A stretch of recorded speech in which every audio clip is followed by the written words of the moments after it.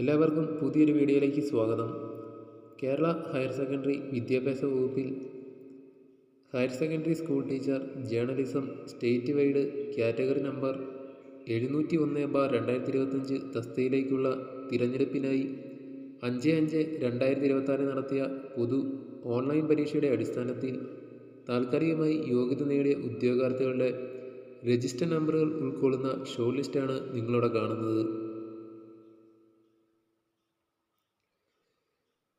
List 1-ൽ ആരും ഉൾപ്പെട്ടിട്ടില്ല. List 2-ലെ main ലിസ്റ്റിൽ ഉൾപ്പെട്ട ഉദ്യോഗാർത്ഥികളുടെ രജിസ്റ്റർ നമ്പറുകൾ നിങ്ങൾക്കിവിടെ കാണാം. തൊട്ടു താഴെയായി സപ്ലിമെൻ്ററി ലിസ്റ്റിൽ ഉൾപ്പെട്ട ഉദ്യോഗാർത്ഥികളുടെ രജിസ്റ്റർ നമ്പറുകൾ നിങ്ങൾക്കിവിടെ കാണാവുന്നതാണ്.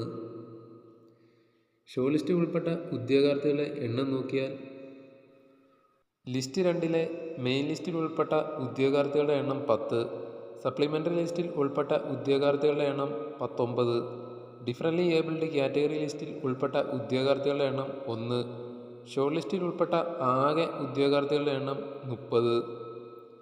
ഷോർട്ട് ലിസ്റ്റിൽ വന്നിരിക്കുന്ന കട്ട് ഓഫ് മാർക്ക് നോക്കുകയാണെങ്കിൽ 60.67 മാർക്കാണ് വന്നിരിക്കുന്ന കട്ട് ഓഫ്.